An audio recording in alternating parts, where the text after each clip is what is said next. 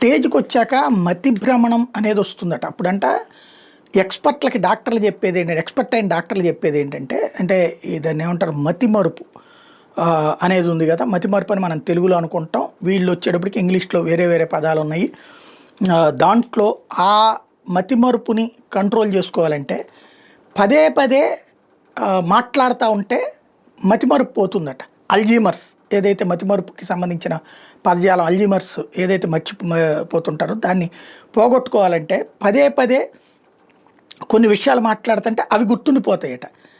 అందుకని ట్రంప్ కూడా అట్లాగా తన మతిమరుపును కవర్ చేసుకోవడానికి పాకిస్తాన్ యుద్ధాన్ని నేనే ఆపాను, భారత్ పాకిస్తాన్ యుద్ధాన్ని నేనే ఆపాను, అణుబాంబు వేయకుండా నేనే ఆపాను, అణుబాంబులు తీసుకుంటుంటే నేనే ఆపాను, అరే నీకేంటిరా సంబంధం పిచ్చదవా అని చెప్పి అన్నా సరే నిస్సిగ్గుగా మాట్లాడుతున్నంటే అతనికి ఉన్నటువంటి వైద్య నిపుణులు చెప్పిన సలహా మేరకు అట్లా మాట్లాడుతున్నాడు అన్నటువంటి తాజాగా అనిపిస్తోంది.